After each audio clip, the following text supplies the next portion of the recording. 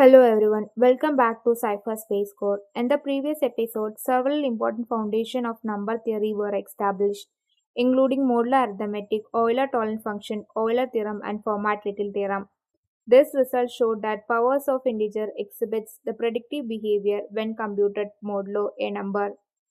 However, this theorem do not answer an important question. What is the first exponent that produced the remainder 1? The answer to this question leads to the concept of multiplicative order. Multiplicative order is one of the most important idea in number theory because it describes the cyclic behavior of modular exponential. Let's begin with the formal definition. The multiplicative order of a modulo n is the smallest positive integer k such that a raised to k congruent to 1 modulo n. There are three important words in this definition. First one is positive. K cannot be 0 or negative. Second, congruence. The power must leave the remainder 1 when divided by n. Third and most important, smallest.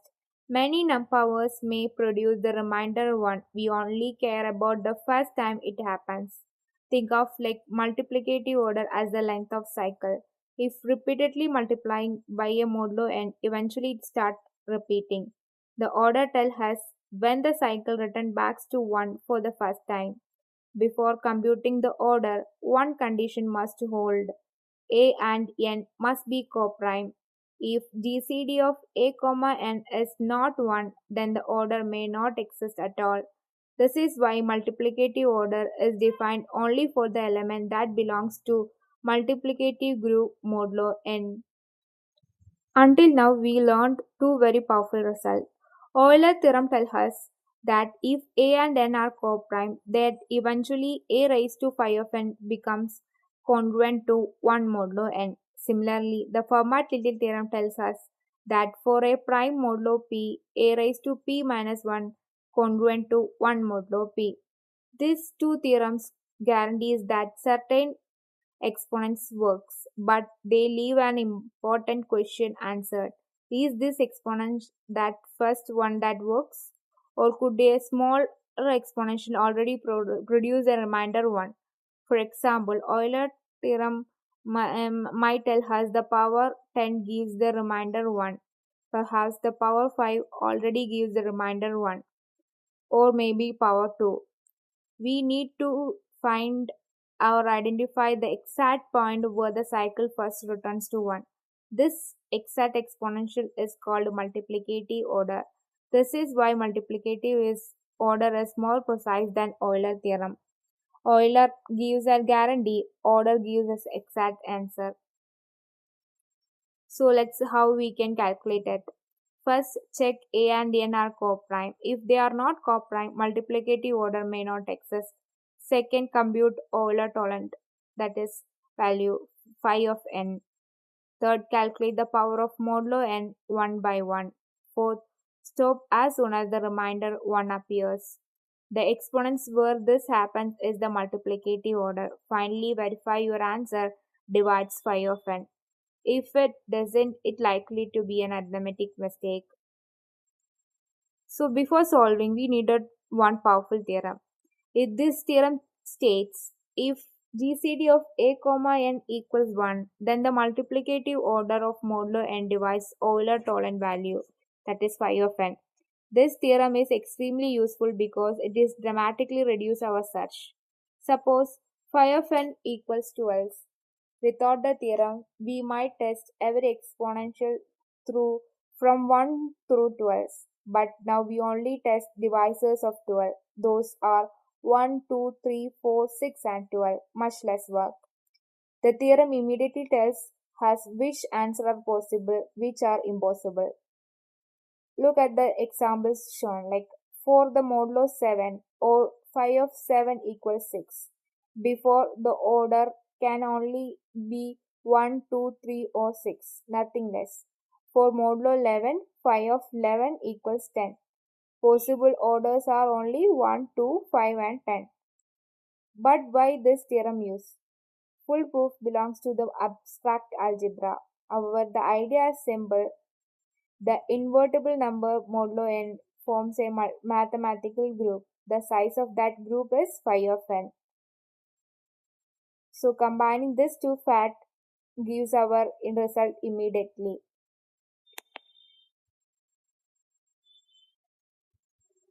So never test the value that do not divide 5 of n. They never be the order. Let's take an example. First one is order of 3 in modulo 7. Since 7 is prime, 5 of 7 equals 6. So order must divide 6. The possible orders are 1, 2, 3 and 6. Notice how we reduce our search space. Instead of checking the infinite many powers, we only check the divisors of 6.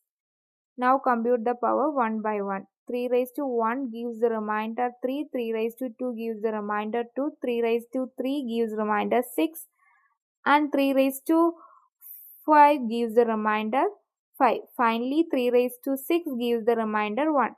No exponential worked. Smaller exponential worked. Therefore, the order of 3 in modulo 7 equals 6. This means 3 requires 6 multiplication before returning to 1. The cycle length is exactly 6. Now take the another example, that is order of 3 in modulo 11. Euler tells us that 5 of 11 equals to 10.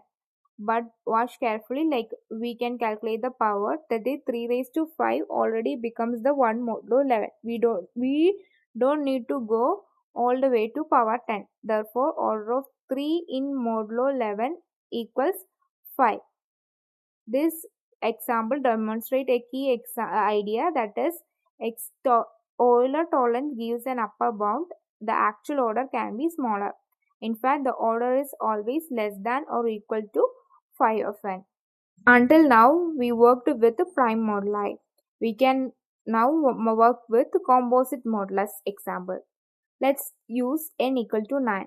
Since 9 equal to 3 raised to 2, Euler tolerant value becomes, that is 5 of 9 equals 6. Again, the possible orders must divide 6. After computing the power of 2 modulo 9, we find 2 raised to 6 congruent to 1 modulo 9. No smaller exponential works. Therefore, order of 2 in modulus 9 equals 6. This example proves that multiplicative order perfectly works for composite numbers as well, as long as GCD of A and N equals 1. This concept remains valid. Now let's step back and look at the bigger one, that instead of studying one element, we study every non-zero modulo 7. Since 7 is prime, 5 of 7 equals 6. Therefore, the order must divide 6. Look at the table. Not every element has the same order. The element 1 has the order 1, element 6 has order 2, element 2 and 4 has the order 3, and element 3 and 5 has the order 6. Different elements generate the cycle of different length. Yet every single order divides 6, exactly as predicted by our theorem. This table is important because it helps us to visualize the modular arithmetic as a collection of cycles. Some cycles are short and some cycles are long. The longest cycle length here is 6. The element has achieved the maximum order become very important, which is called a primitive root. We can study later. So let's look into the important properties of multiplicative order. The property 1 is, we already learned, the order always divides the Euler tolerant. This property is the foundation of almost every calculation involving order. The property 2 is the power congruency property. It states that power returns to 1 modulo n if and only if the order divides the exponents. This gives a quick test. Instead of calculating huge power directly, we only need to check divisibility. Third property describes the power of order of powers. This formula tells us exactly how the order changes when we raise an element to another exponential. Notice that the greatest common divisors appears in the denominator. This means the taking power often reduces the order. So let's take an example, that is order of 3 in modulo 7 gives 6 and k equal to 2. Applying in a formula, we get the order of 7, 3 raised to 2 gives 6 by 2 gives 3. So the order becomes 3. Let's verify this. 3 raised to 2 gives 9, 9 congruent to 2 modulo 7. So we needed to find the order of 2 modulo 7. 2 raised to 1 congruent to 2, 2 raised to 2 congruent to 4, 2 raised to 8 congruent to 1 modulo 7. Therefore, order of 2 in modulo 7 gives 3. So the formula is correct. So the next property is primitive root count. For a prime p, the number of primitive modulus p equals phi of p minus 1. Let's take an example. P equals to 11, then p minus 1 equals 10, then compute phi of 10. So here the number less than 10 and co-prime with 10 are 1, 3, 7 and 9. So therefore there are 4 such members. Therefore phi of 10 equals 4. This means there are exactly 4 primitive modulus 11. Together, these 4 property provides the powerful tool for analyzing modular exponential and understanding the structure of a multiplicative group.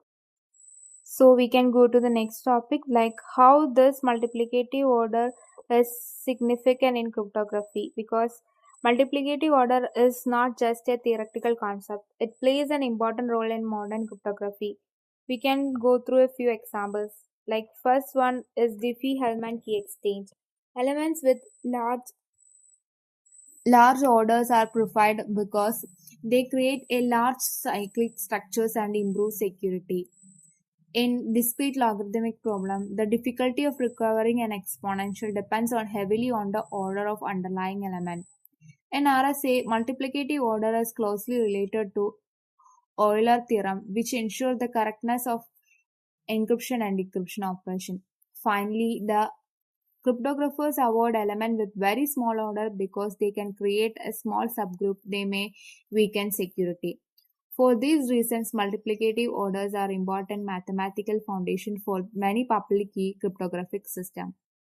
So let us summarize the main idea discussed in this lecture. That is, multiplicative order is the smallest exponential that returns to an element to one modulus a given modulus. It exists whenever the elements and modulus are relatively prime. The order describes the periodic behavior of modular exponential. The different element has different order even with the same modular system. A fundamental theorem states that order always divides the Euler-Tolen function. This theorem reveals a deep connection between modular arithmetic and algebraic structure. So most importantly, multiplicative order serves a bridge between elementary number theory and more advanced topics such as prime roots, cyclic groups, and discrete logarithm and public key cryptography. Thank you. Thank you for watching CyberspaceCore.